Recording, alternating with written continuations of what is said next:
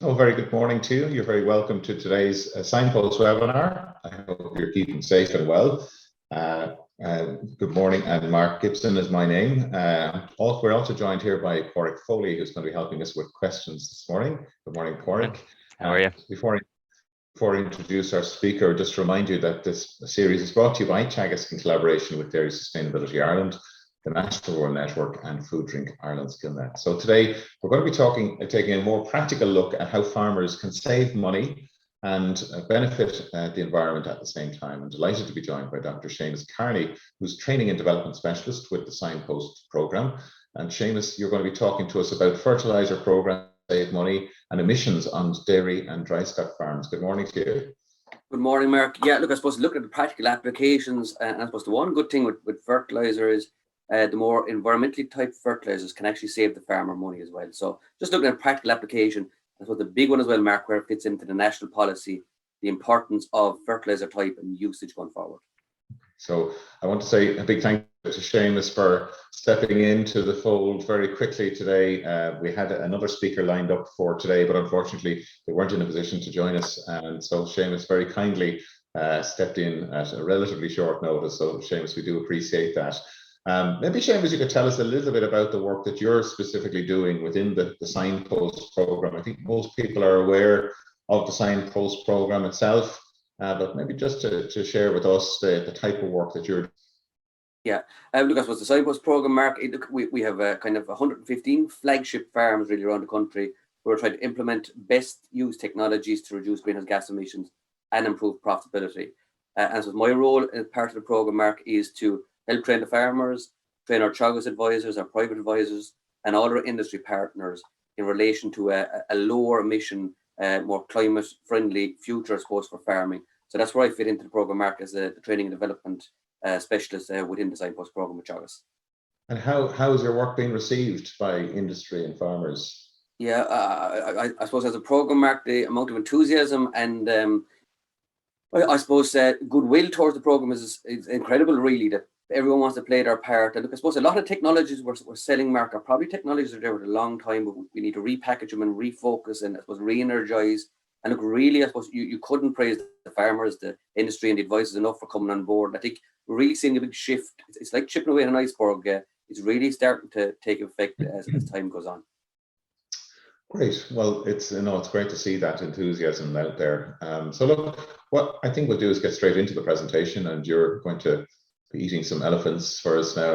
I am. I'm the elephant back again, Mark. Yeah. So between chipping at icebergs now and elephants, lads. You Yeah, have to be careful. yeah. The icebergs are part of climate change, so Yeah. Be careful with Our analogies. Yeah. So look, I suppose the heading I suppose I want to cover this more is the fertilizer programs to actually save money and emissions on dairy and drystock farms.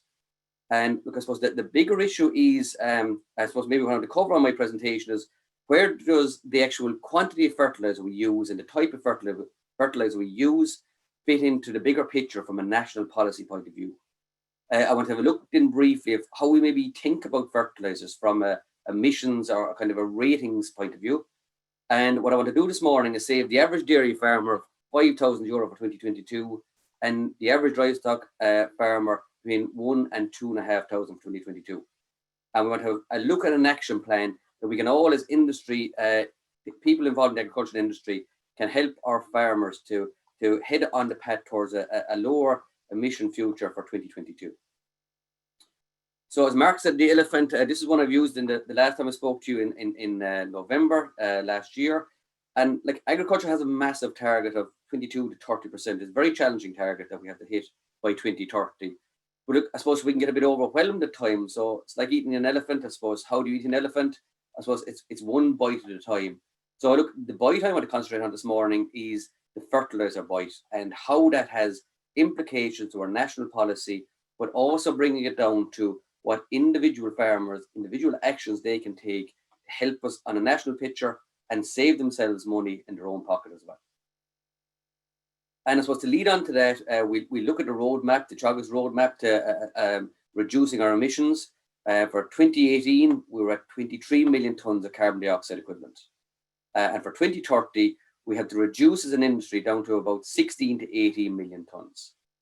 And really how that is going to play out is we have existing technologies for about 2 million tonnes. And really that's the Teagasc MAC, which I'll just cover in a little bit more detail now in a few minutes. And really, if we can implement these technologies, that gets us to 2025. After that, then we're depending on almost ready technologies like feed additives, earlier slaughter of stock for about another 1 million to 1.5 million tonnes. And we're going to depend on early stage technology at the minute, like feed additives at pasture, breeding lower emitting animals. So that's research that we're dependent on in the future, or very early stage development at the minute. So really the current mitigations that we know in the MAC, if we can implement those as fast and as hard as we can, we'll get us to 2025. And I suppose this is where the fertilizer comes in. This is basically breaking down the 2 million tonnes of emissions we can reduce by known technology we have today. And if I look at it here, really what the Teagasc MAC is, it's the marginal abatements cost curve. It's a list of about 14 actions that farmers can undertake at farm level to help reduce greenhouse gas emissions. And just looking at it here, we take the wider the bar, the greater the effect that this individual item has on reducing greenhouse gas emissions. So the ones I'm going to concentrate on this morning are nutrient use efficiency, which is lime and P and K, soil fertility. Clover is the other one as well in here. Fertilizer type and quantity has a huge bearing on the emissions to 2025, and low emission slurry spreading, so helping to reduce our total fertilizer used. So our low emission slurry spreading, our clover and our nutrient use efficiency, they're all helping to reduce the fertilizer used, but we'll also look at the fertilizer type and how that has an effect on emissions as well. And just to, I suppose, bring the MAC and to look at it, and there is a few tables here. There's a few of them kind of replicas of each other, so we'll be concentrating on the main point.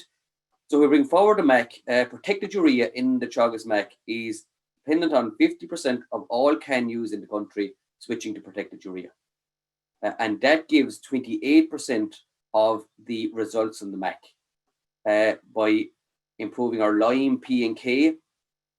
What's in the MAC is that 22% of all land in the country will receive 3 tonnes of lime per acre. That will give us another 6% reduction on our emissions in the MAC. Clover is dependent on 25% of beef farmers, 15% of dairy farmers incorporating more clover, giving 4% of the reduction emissions in the MAC. And low emission slurry spreading, 50% of the slurry to be spread with low emission slurry spreading or more environmentally friendly slurry spreading, giving a 6% reduction in the MAC. So when we look at these three here, reducing fertilizer, that's what they're all about. Clover, soil fertility, low emission slurry spreading, it's about reducing nitrogen use, and then changing the type of fertilizer. It's giving about just shy of half of the actions that we have to get us to 2025, almost 1 million tonnes of carbon dioxide equivalent. And if we look at the climate action plan came out just before Christmas, actually that is actually looking at a higher target of 65% of all can switch to protected urea. It's looking at a target of 90% of all slurry by 2030 spread with low emission slurry spreading, and it's looking at reducing chemical fertilizer by 15% by 2025 and by 20% by 2030. Okay, so I suppose when we look at it here, the fertilizer, reducing fertilizer and the type of fertilizer we use has a huge bearing on the mitigations or what we're depending on to get us to 2025, first of all.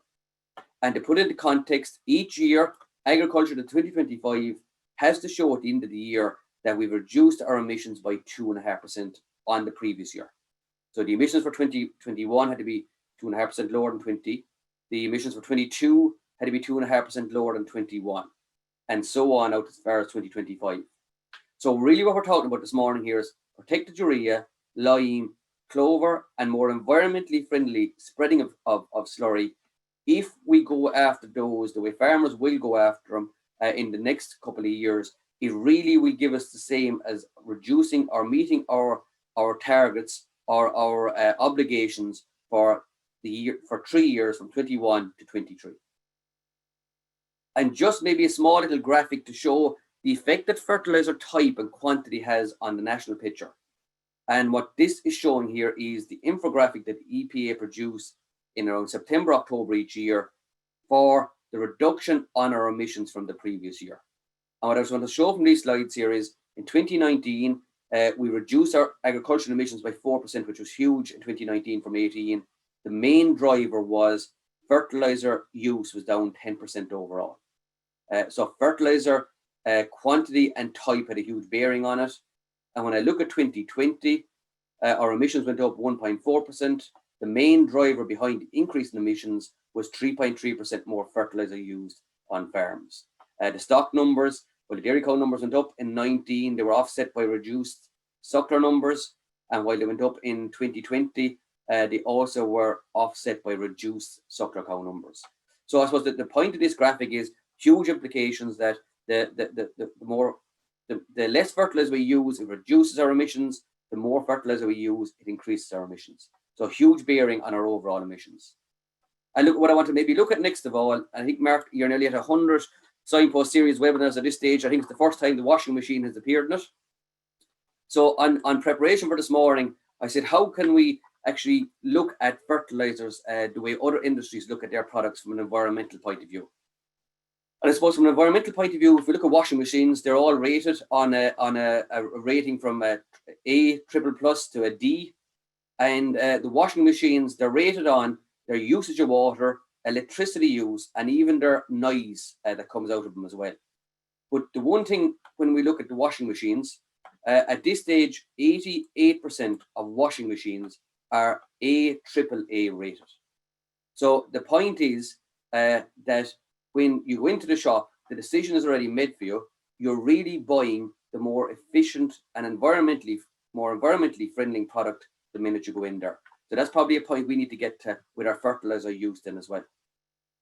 And if we look at the same with cars, again here what this graphic is showing is the emissions per kilometre for car journeys from 2005 to 2018. And the emissions per kilometre travelled have reduced by 32% between 2007 and 2017.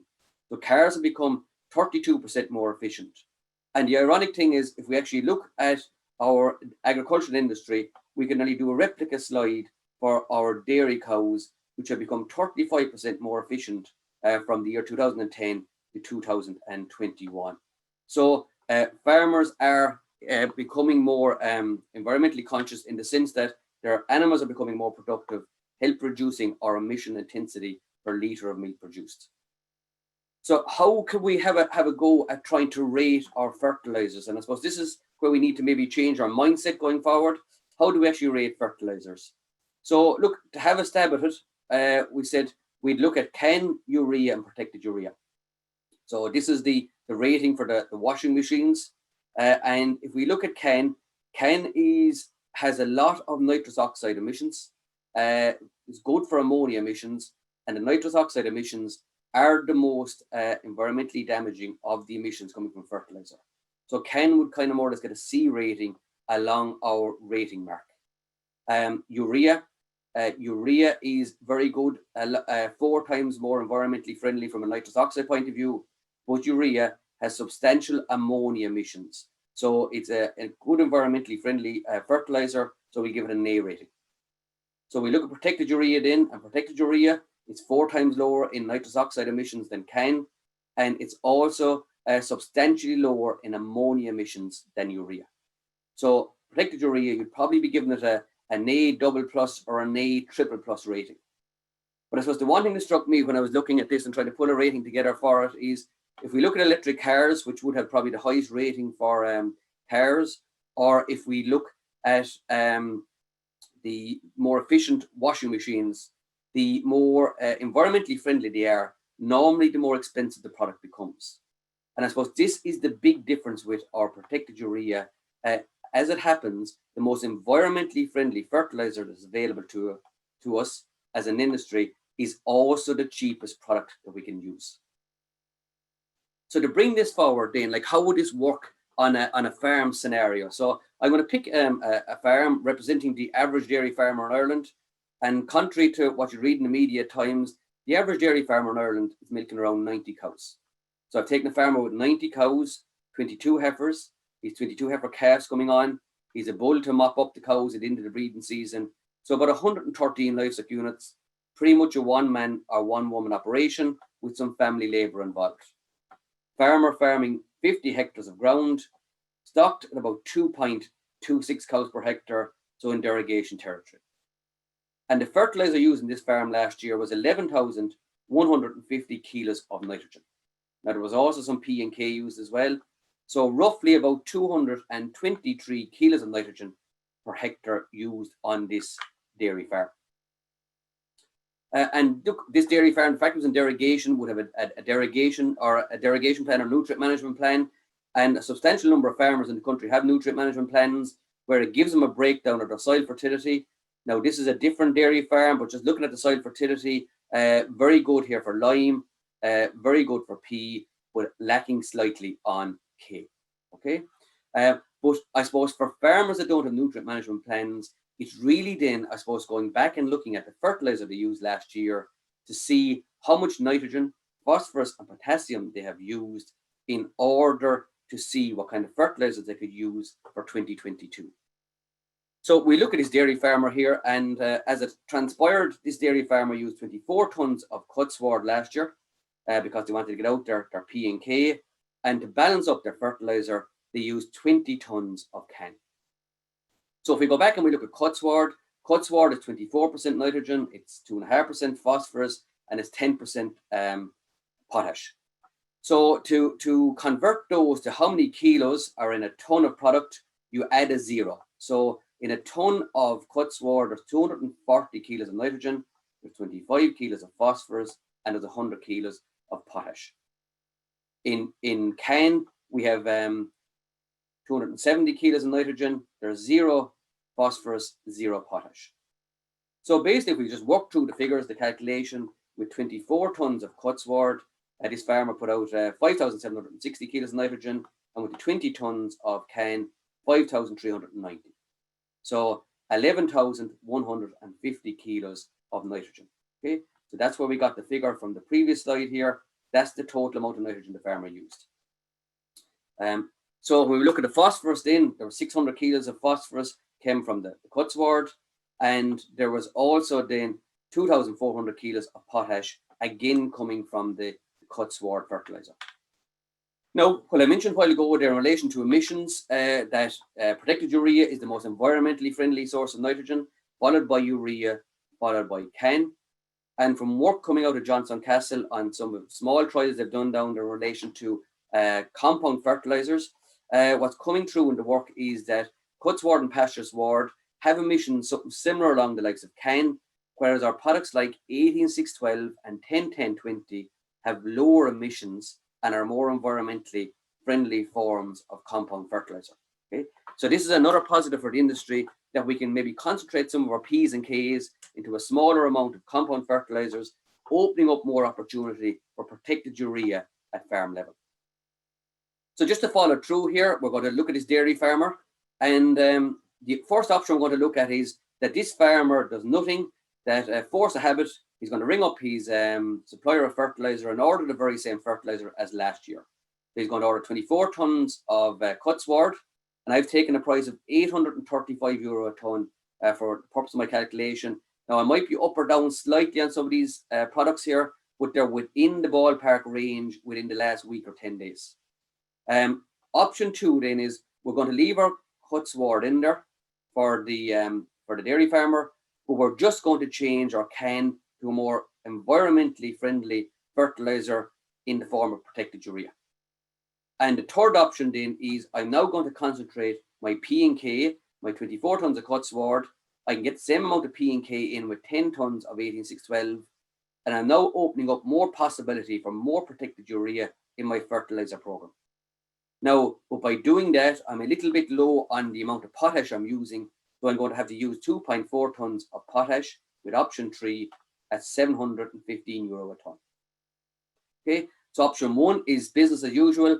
Option 2 is our higher emitting compound fertilizer with our most environmentally friendly form of nitrogen, And option 3 is our most environmentally friendly form of P&K fertilizer, and also our most environmentally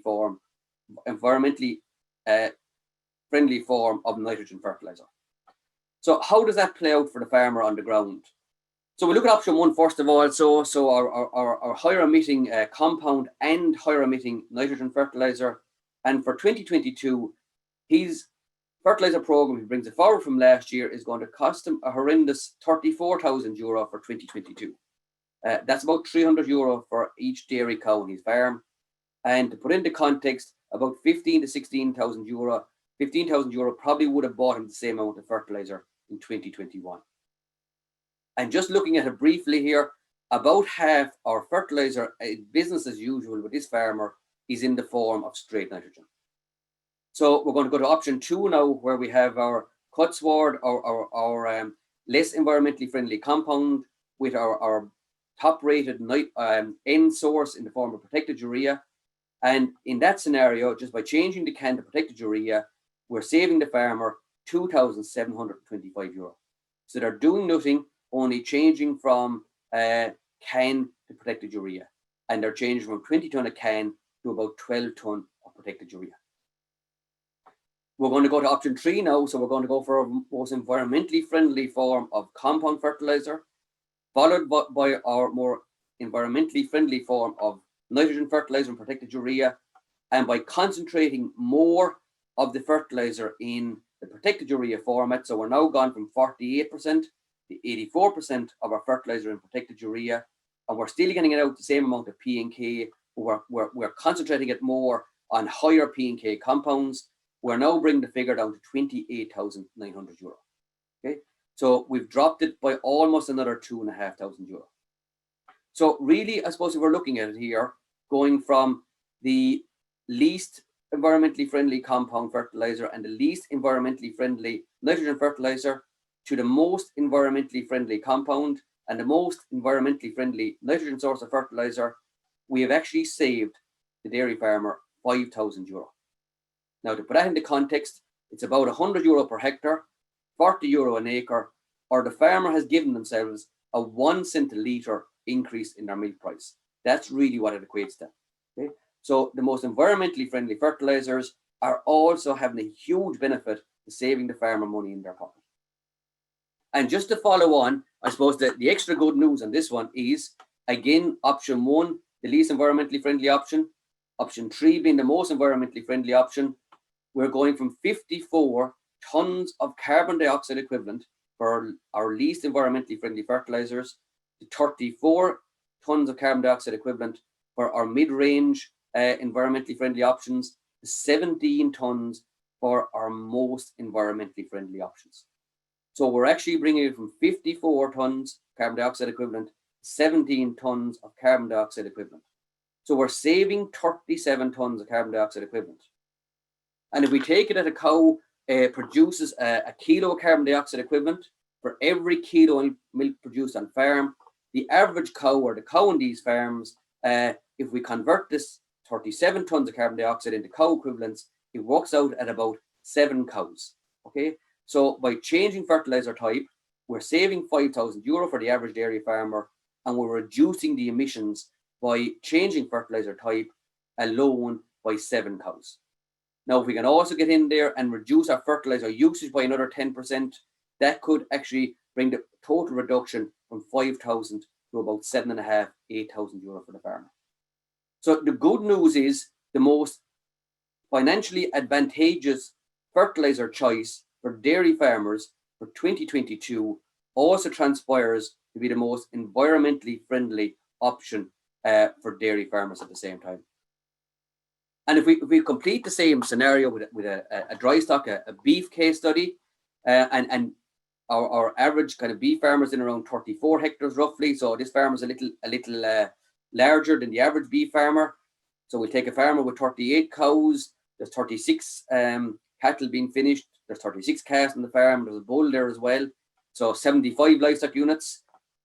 Farmer stocked below derogation territory using 5,160 kilos of nitrogen per year. So about 122 kilos of nitrogen per hectare, 100 units per acre.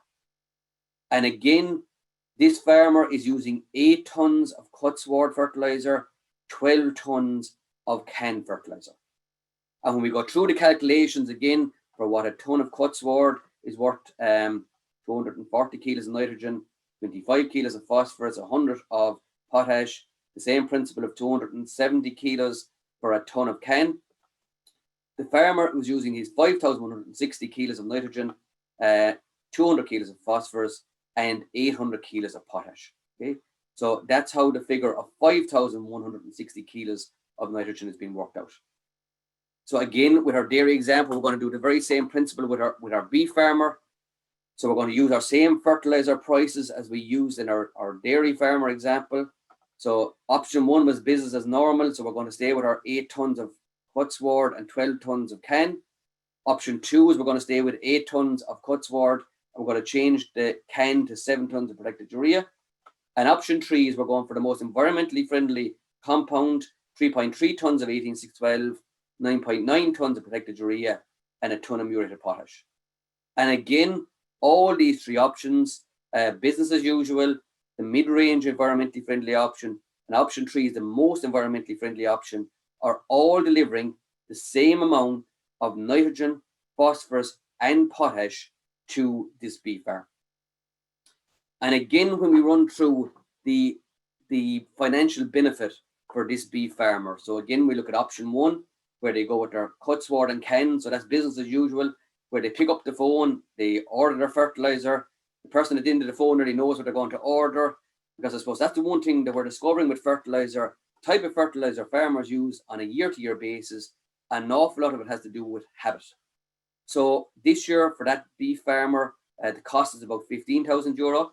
So by swapping out the can to protected urea, we can save this beef farmer €1,600. And then by swapping out our lesser environmentally friendly compound option to a more environmentally friendly 18612 option, and concentrating our P&K, opening up more opportunity for protected urea, we can save a further €600 on this farm. Okay, so by going from the least environmentally friendly compound, the least environmentally friendly nitrogen source, to the most environmentally friendly compound, the most environmentally friendly nitrogen source, we're saving this beef farmer €2,282. And that equates to a saving of about €54 per hectare, €20 an acre. Or if you break it back onto the amount of beef coming off this farm, it works out at about 18 cents a kilo on carcass weight. And you can see here, by going from business as usual to trying to get more protected urea in, we're moving from 63% of all fertilizer as straight nitrogen source. By going after 18612 to concentrate the P&K going out on the farm, we're actually able to nearly get 90% of our fertilizer out in a straight nitrogen form, allowing more opportunity for protected urea. And again, look, the good news story on this one is, if we look at our option 1, our least environmentally friendly compound fertilizer, and our least environmentally friendly nitrogen fertilizer, we're talking about 25 tons of carbon dioxide equivalent. Our option of the cut sward and the protected urea is reducing us back to 13 tons of carbon dioxide equivalent, so saving us 12 tons. But if we go one step further then and concentrate our P's and K's into our 18612 and our more environmentally friendly source of nitrogen, we're now able to bring the 25 tons of carbon dioxide equivalent down to 7 tons. So we're saving 18 tons of carbon dioxide equivalent. And to put that into context, we're looking at 18 tons of carbon dioxide equivalent. A suckler cow someplace in the region of about 3.5 to 4 tons of carbon dioxide equivalent. It's the same as reducing the emissions overnight of between 4 and 5 suckler cows. So in both our options, on the dairy option and on the suckler option, by going after the more environmentally friendly fertilizer, maximizing opportunity for protected urea, and for our more environmentally friendly compounds in there as well, we're reducing our emissions on the 2 case study farms by between 6 and 7%. Massive saving on emissions. But the good news is it's also saving about €20 an acre on the beef farm and about €50 an acre or per cow on the dairy farm. So I suppose, Mark, maybe just to summarise then in relation to what I've been covering there, look, I suppose the big thing when we look at the MAC, that there's about half the items in the MAC that are related to the quantity and the type of fertilizer that we can use up to 2030. So the quantity and the type of fertilizer are really our main technologies to get us to 2025. And that's why as an industry, we have to try and get to lower amounts of fertilizer and the more environmentally friendly types of fertilizer as soon as we can for the whole industry to benefit. And I suppose the next thing we need to do then is we need to reduce the total amount of nitrogen we're using on farms. And that's where the environmentally friendly slurry spreading or the low emission slurry spreading comes into play, where we're getting more nitrogen retained from the slurry, helping to reduce our chemical nitrogen. And like farmers, they have done incredible work over the last decade to actually reduce their emissions. If you look even with the slurry, we've gone from 0 to 36% of all slurry in the country being spread by low emission slurry spreading in about a 3-year time frame. So farmers deserve massive credit for it. The other way of reducing our fertilizer is by incorporating more lime in.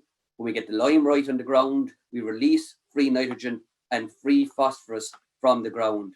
And again, credit where credit is due to farmers. And I suppose the one thing with lime, and we're very conscious of where a lot of our fertilizer comes from, and the whole scenario, our poor colleagues in Ukraine at the minute, and fertilizer come from Russia.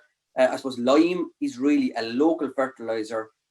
There's plenty of it around in the country, and it has a massive implication of reducing the total amount of nitrogen we need to use. And in relation to that one, it looks like we hit a 40-year high last year for lime usage, not far from 1.5 million tons, more than likely, from information from our colleagues in Johnstown Castle. And we need to be hitting 2 million tons a year in order to help reduce the amount of nitrogen to where we need to get to. Clover then, by getting the soil fertility right, that will also help to reduce nitrogen use on farms. But the other big one, and I suppose, look, the protected urea, and I suppose why is there such pressure being put on protected urea? Why is there such information out on protected urea? I suppose number one, it has huge financial benefits for the farmers to change over to protected urea.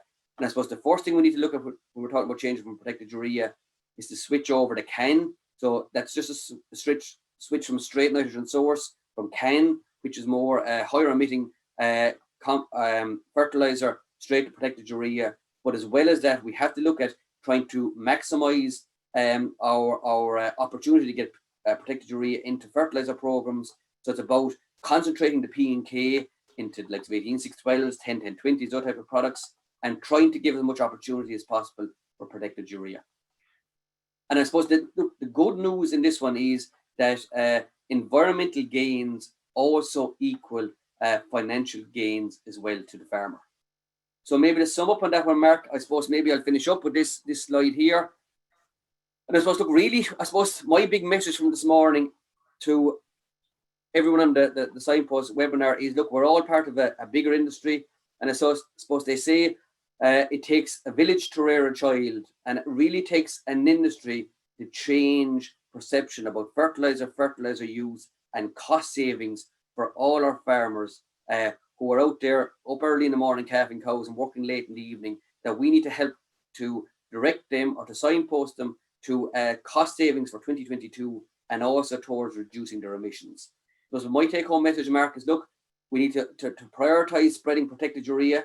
It'll save us money, it'll save us emissions, and I suppose it'll help us all to be a little bit happier. So thank you very much, Mark, and it's over to you, I suppose, for questions after that. I apologize for rushing through a little bit. No, that's all. No, you're perfect on time, perfectly so. And do just a reminder to everybody, if you do have questions for Seamus, please do use the Q&A tab at the bottom of the screen there.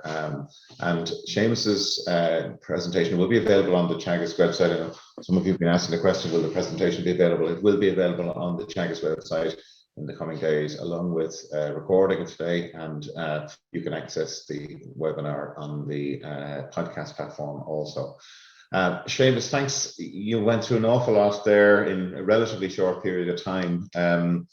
The challenge there to achieve this reduction to 16 to 18 tons by 2030, and we're saying that this current MAC will bring us as far as 2 million tons. How confident are we around those other technologies coming on stream? You just broke up there a little bit, Mark. Sorry. How how confident are we about those newer technologies coming on stream? Yeah. And I suppose a very good question, Mark. Look, I suppose they're in nearly ready to roll at this stage, some of them. So we're talking about an earlier age of slaughter. And like, I suppose farmers have to be given massive credit. In the last decade, Mark, they have reduced the age of slaughter in the last decade by 2 months. So we're asking them to do in the next decade, really to replicate what they've done in the last decade. So that's a lot of new technologies. It's about breeding. It's about better feed efficiency. It's about better quality silage. So those technologies will definitely work on farm. I suppose the technologies will be dependent on, Mark, to get us to 2030 is the whole genetics and trying to pick animals that are lower emitting but will give the same productivity. They're the ones that are early stage at the minute. So they're the ones we're kind of maybe a little bit more in hope of at the minute. They're early stage technologies. But I suppose the big thing is the MAC, we know they work at the minute. And there's nothing rocket science about them. We know lime works. We know clover works. We know getting the P and K right works. We know better breeding works. We know changing fertilizer type works. So we need to stop talking about it now at this stage and just start implementing those ones.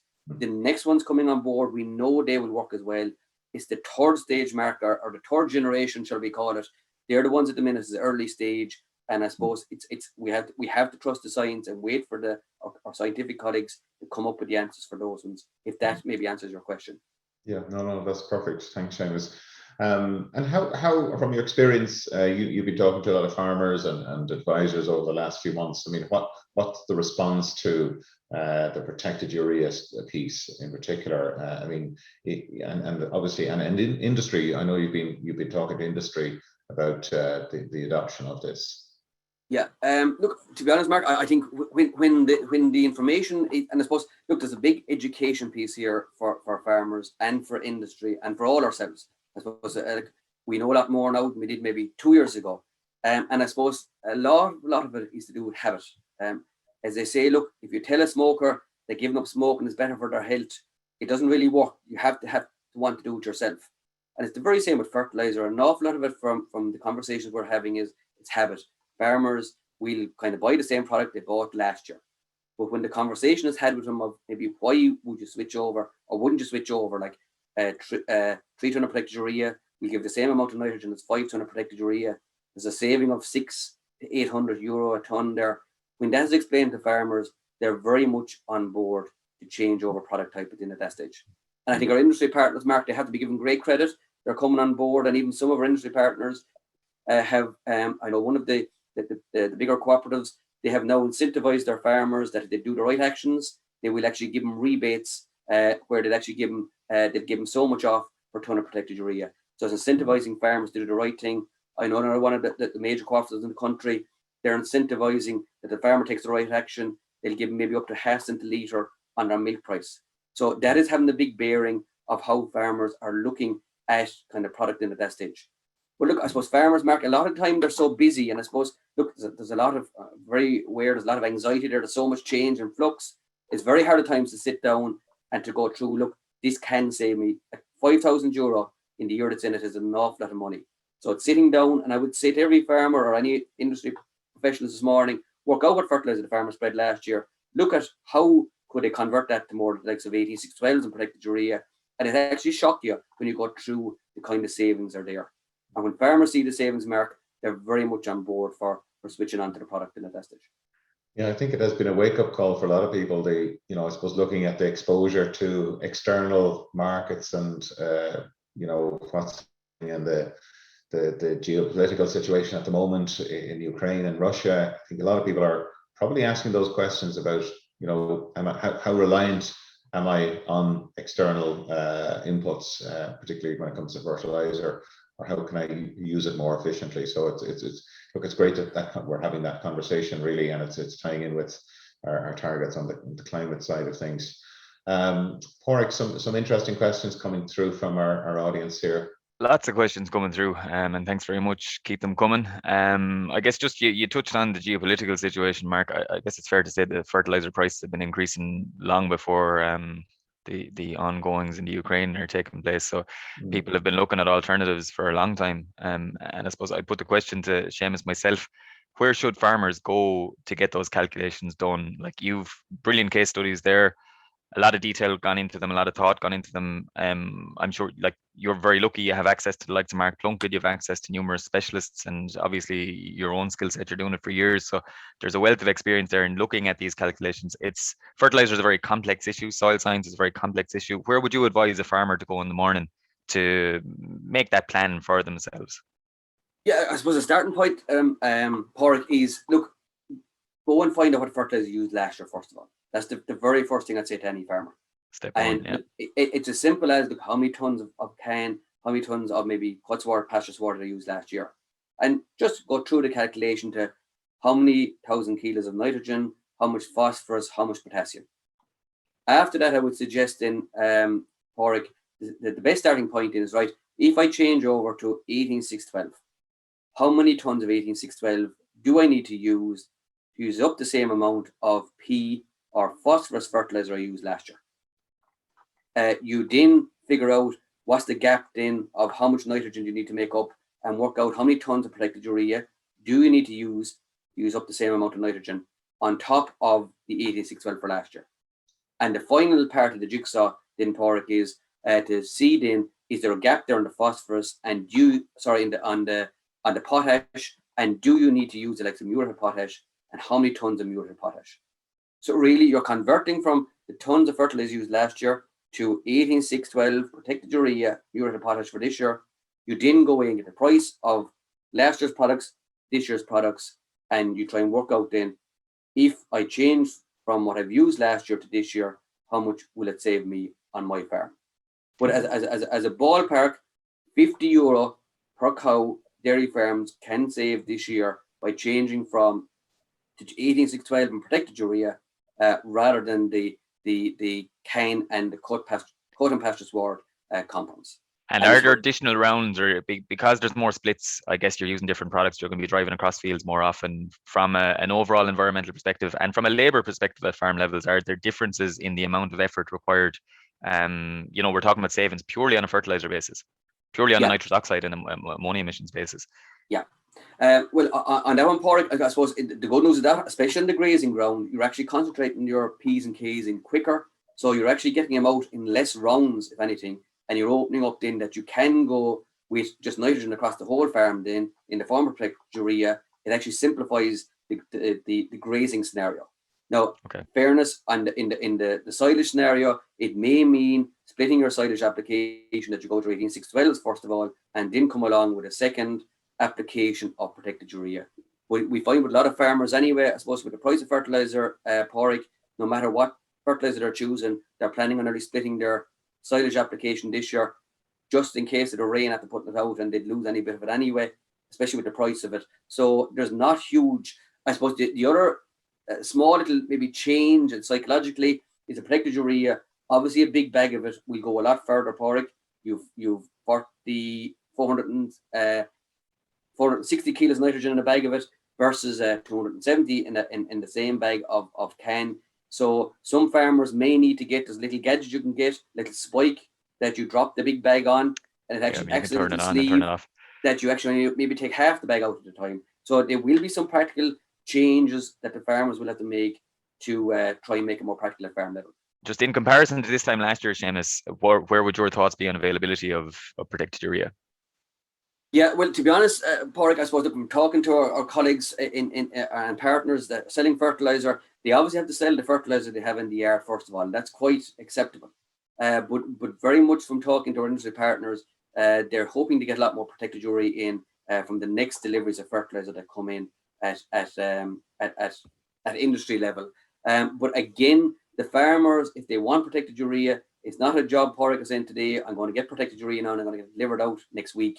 They need to go and drive the demand in time to give the industry partners enough time that they have the product in the yard when they come looking for it. So there's a lead in there as well, Padraig.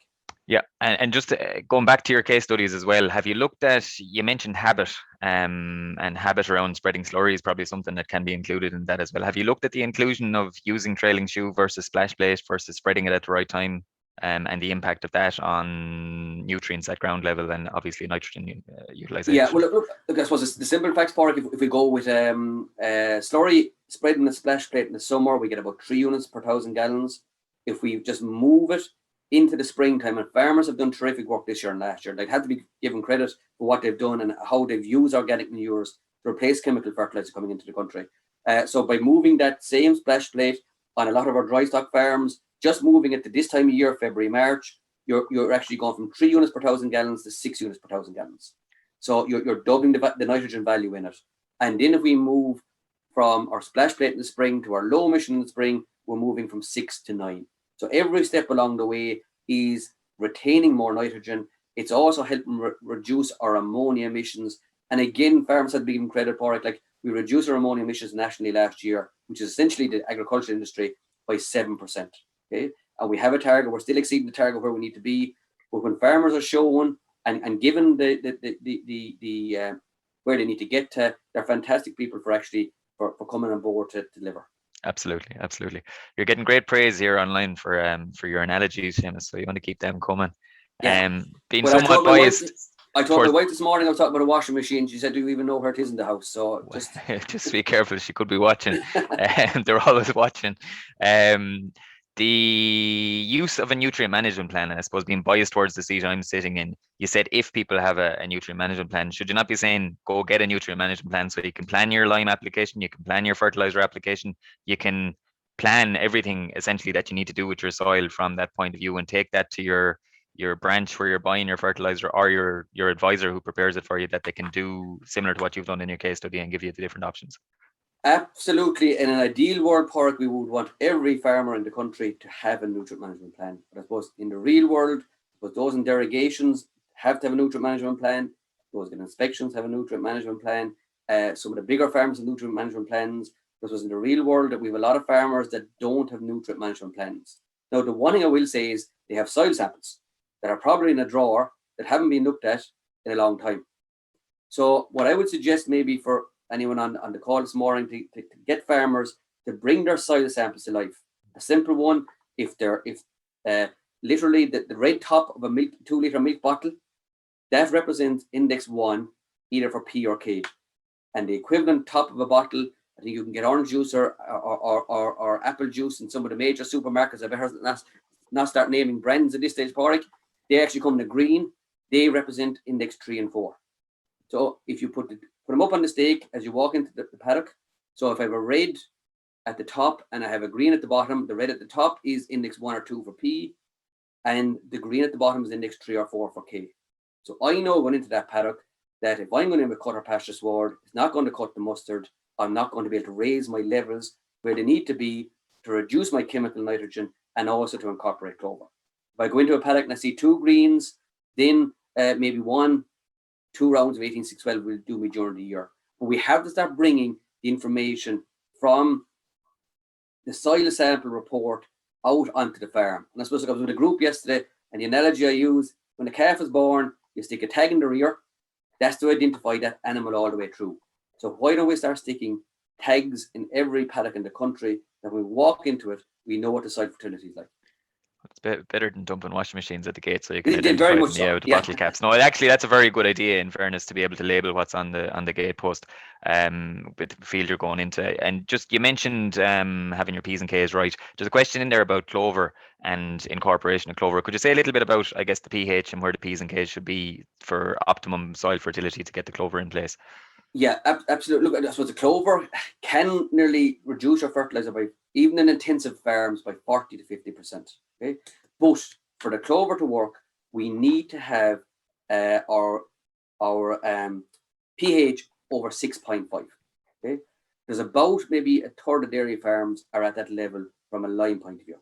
We need our pH index 3, so over 5 parts per million, and we need our K over 150 parts per million, index 3 as well. So we have to have the line, the P and the K right to give a best scenario to actually be able to grow the clover. On farms, you're probably talking, even on the better dairy farms, probably 25% of soil on even the best dairy farms are ticking all 3 boxes. So that's the starting point. Lime comes before clover. Clover is the cream on top of the churn. The milk in the bottom, that's the P and the K and the lime. That has to be right before we start worrying about the cream on top. Okay. So first and foremost, get your soil samples. Start with them. So start with the soil. Even before you even go putting your plan together that you've got there for your case studies, the soil is number one. The first thing is take the soil samples, the amount of soil samples taken and are thrown in the drawer and never looked at again. Bring the soil samples alive. Mark the paddocks that you know when you go into the paddocks what they're like. So you're more conscious then of actually what type of fertilizer you need when you go into that paddock. But I would also say to farmers, look, I know they're exceptionally busy calving cows at the minute. Take half an hour would probably do it. Get onto your supplier of fertilizer from last year. Find out what you bought last year. See how many tons of 18612 protected urea and muriate of potash you would need to replicate that amount of fertilizer and do the calculation on both. And it's frightening the amount of money. €5,000 for an hour. I'll take it any day of the week. Maybe it's a service we need to start providing for it at this stage, but it's probably the best paying hour you could spend this year. Yeah, you could get lots of calls. Stick your number up at the end, James. Have you looked at any products like Omex or anything like that? Any of the liquid nitrogens that are available on the market? You know, there are people saying that you can, because they're more targeted, they're more environmentally friendly, they're more. Have you included them in any of your calculations? No, I haven't included in the calculations. Padraig, and to be honest, I wouldn't have enough information to comment on them this morning. I suppose look, they're being looked at the minute at this early stages. I suppose look, the vast majority it's going to be our granular fertilizer we're going to be using. So look, they haven't been built into the calculations, Padraig.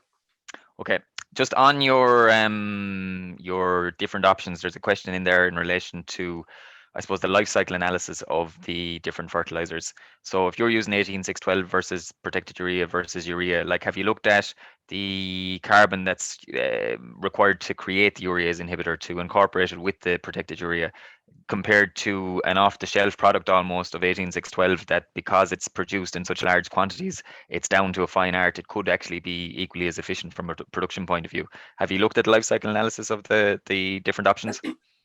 Those figures we would have used, though, Padraig, would have used the life cycle analysis. So the manufacturing of the fertilizer would be in there as well, which would kind of include inhibitor on that one. And I suppose maybe in relation to protected urea as well, I suppose coming from Ken, I suppose the big thing with the protected urea is that a lot of farmers think it's urea and look, it won't work during the summer. The good thing with the inhibitor, and you mentioned inhibitor, Padraig, really what inhibitor does is it actually gives a slower release of the fertilizer, stops the emissions going to the air, it's holding the fertilizer on the ground for the farmer, but it also makes protected urea act the very same as can throughout the summer and the back end of the year. So that's a big psychological, and it's what's back to breaking the habit. The inhibitor makes urea become protected urea, and it makes the protected urea act very similar to can then for the summer months when they're trying to grow grass. Just on pH. Sorry, just a question there coming in around the timing there, Seamus, of protected urea. Is there a bad time to spread protected urea, taking account of look the compared to normal fertilizer, normal can? No, and to be honest, Mark, that's the good news. They always say when is the best time to spread protected urea? Today is a good time to spread it. Yesterday was even a better time to spread it. Protected urea will work all through the year, and that's the one thing maybe with protected urea that maybe people aren't aware of. In the springtime, when you put out ordinary urea, you're losing about 12% of the product as ammonia emissions that you're not getting back down to grow the grass. Okay, so the protected urea has a huge advantage over the urea in the springtime, where you're holding on to that 12% loss, getting into the ground and growing more grass, and it acts the same then as can for the summer. So to be honest with you, if we were looking at protected urea, it's nearly too good to be true. It's a huge technology we have on board, and to be honest, the analogy I'd use is protected urea is agriculture's answer to the electric car, and the quicker we get on board with it and the more of it we can use, the quicker it'll get us to hit our targets that we have to hit. I think just in relation to that, Mark, it's still fair to say you want to watch rainfall. You know, sorry, yeah. Absolutely. And you adhere to your buffer zones. You keep the fertilizer out 2 meters from any open drain in the farm. So basically, Mark, you spread protected urea, the same conditions as you spread any other fertilizer. It doesn't need any special conditions, which you obviously don't spread before a deluge of rain, Padraig. Just a question there in relation to protected urea and soil pH. We've got some people in saying that the response is poor with the protected urea in certain instances. Could that be due to low soil pH? Look, it's like any fertilizer, the response will be poor Padraig where the soil pH is lower. Now, that's another good news story with protected urea. When you normally go with lime at the back end of the year, you can't go with urea the following spring. With protected urea, with the inhibitor, you can go with lime at the back end of last year, and you can still go with protected urea this year straight away. So it acts the same as can. It saves you ammonia emissions in relation to ordinary urea. And you can spread it with the spring after spreading lime the previous autumn as well. So could you comment on the shelf life of it and the impact of the inhibitor? Yeah, very valid point, Padraig. Look, roughly about a 6-month shelf life, and I suppose the fertilizer being put out at the minute, probably a lot of it came into the country around September, October. I'm open to the correction on that one, so you can see maybe why it was a bit harder when there wasn't maybe the built-in demand there for the industry to bring it in earlier in the year. But any fertilizer coming into the country now is going to be used by the back end of the year, and it should have no problem for it whatsoever with shelf life. Okay, so it's really trying to incorporate it in as quickly and as much as possible. Clover on dairy farms, I think the target was 15% and 25% for beef farmers. Why the difference in farmers? Just you had in one of your earlier slides. Yeah, I suppose on that one, Padraig, is that the beef farmers are a lower stocking rate, so there's probably more potential to try and reduce or maybe eradicate fertilizer in some cases, which actually could in turn help those beef farmers go into organics as another source of increasing their income as well. Now, the good news is if we go higher than those targets, Padraig, it will actually help go more than the 2 million tonnes. And that's the point. The quicker and the harder we go with all these actions, the better it is versus an industry. What's the max pH for high molybdenum soils for clover growth, do you know?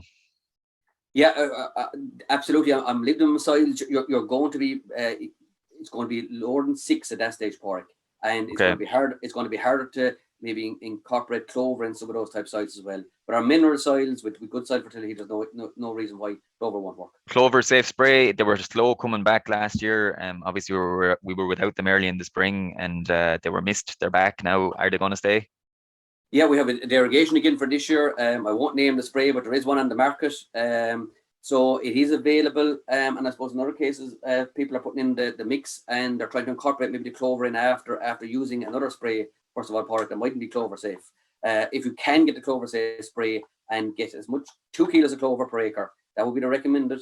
So if you're really going to have the clover, it needs to be 2 kilos per acre trying to incorporate clover. You won't name the spray. Was the washing machine, a Whirlpool, or a Hot Point? There was a name on it. I was working late last night. I couldn't take it off.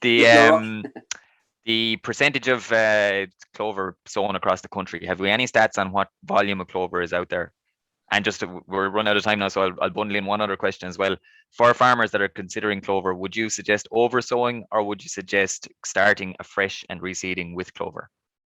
The first thing I suggest, Padraig, is they need to make sure the fields they're picking are suitable for clover. That's the first thing I would suggest. Yeah. They're good for lime, P and K. After that, if you're reseeding, I try and build into a reseeding program. If the ground is good enough, it doesn't need to be reseeded. Try and incorporate it in there. Would you have to change management practice? The graze are tighter during the grazing season. To leave the light down to the base of the sward in order to. There's management involved, like. Yeah. There's management and upskilling involved as well. Absolutely. Okay, one more, Mark, if we can. Just on fertilizer usage, and you showed the EPA stats that the fertilizer usage has increased. Is there variation from year to year with increases in reseeding, for example? Weather dependent, Padraig, very much so. But look, I suppose fertilizer, we hit our peak in 2018. We came down off that in 19. We went up slightly in 20, a little off 18 all the time. But look, the trend long term is that we have to head for about 15% less used on farms by 2025 and 20% less by 2030. Yeah, so that's me done then. Okay, thanks, Padraig. And look, yeah, a lot of questions there on the clover piece, and I'm still hearing from farmers that look, they're putting it in, but maybe not adjusting their nitrogen regime, which is obviously critical to the survival of clover. So it's very valid point, Mark. Yeah, we have to work on. Look, Seamus, thanks again for coming in at such short notice. You've obviously a really strong story to tell there, and you're traveling the highways and byways, selling this really, really important message. So we will no doubt hear back from you again, and maybe check in with us and just let us know how that's going. And we might have some facts and figures in terms of the sales and of lime and clover and on fertilizers as well, just to see what sort of response we're getting there at farm level. So look, Padraig, thanks very much for helping with questions, and we'll be joined by, I'm not sure who we have next week. Padraig, do you know what we have on the schedule? I think not off the top of my head, and I'm offline at the minute, so I can't dial into the VPN. We're going to be taking a close look at energy in the coming months. So I know that Barry Kazan, we're working with Barry to improve to look at that side of things. So actually on the 11th of March, we're going to have David Hagan from Devonish and Russell Smith from KPMG going to be talking about sustainability targets in agriculture and the agri-biomethane opportunity. So that will be an interesting one. So that's going to kick off our focus on energy over the next month, and we'll have Barry Kazan joining us, I think the week after then, looking at some of the policy side of the things there. So thanks very much again, Seamus and Padraig, and we'll see you all next week at 9:30. And the following week, we will be making a slight adjustment to our schedule due to the St. Patrick's Day holiday, but we'll give you more information on that next week. So thanks again. Have a good weekend. Cheers, everyone. Bye-bye.